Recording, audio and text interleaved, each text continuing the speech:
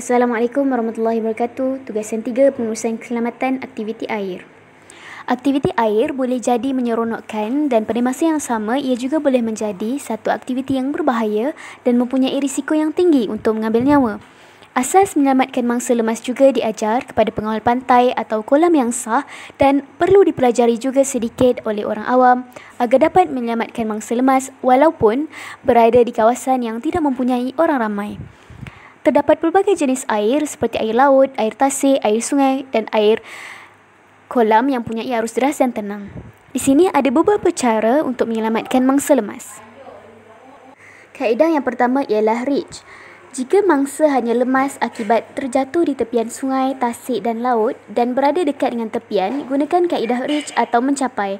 Fikir dengan pantas dan tenang barangan yang ada di sekitar kita atau mudah dicapai.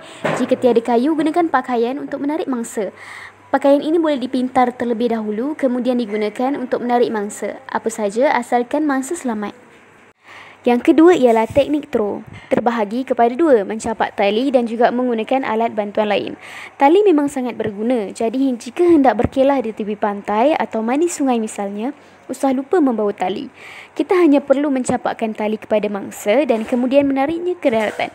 Dan cara yang kedua ialah menggunakan alat bantuan lain. Alat bantuan keselamatan atau juga dikenali sebagai PFD, Personal Floating Devices, ini membantu mangsa untuk terapung misalnya barangan asas seperti botol atau beg plastik. Kaedah yang ketiga ialah kaedah row.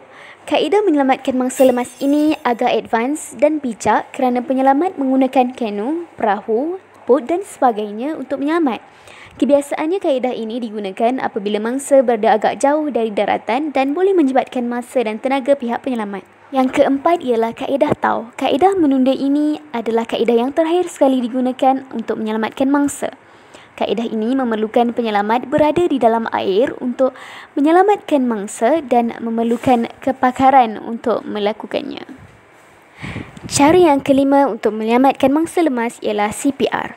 CPR atau Cardiopulmonary Resuscitation adalah satu kaedah rawatan pemulihan sistem jantung, kardio dan paru-paru atau pernafasan pulmonari dengan cara memastikan bekalan darah dan oksigen dapat diteruskan ke seluruh tubuh badan mangsa. Apabila melakukan CPR, ingatlah kata kunci DRCAB. D yang bermaksud danger atau berbahaya, pastikan mangsa tidak berada di tempat yang berbahaya. Yang kedua adalah R, respond, tindak balas ataupun rescue, penyelamatan. Pastikan mangsa berada di tempat yang rata. C, chest compression, tekanan dada. Dan A, airways, saluran udara. Dan akhir sekali adalah B, breathing atau pernafasan. Beri bantuan pernafasan kepada mangsa dengan cara yang betul. Itu saja daripada saya. Pastikan anda sentiasa berhati-hati apabila menyertai aktiviti melibatkan air. Terima kasih.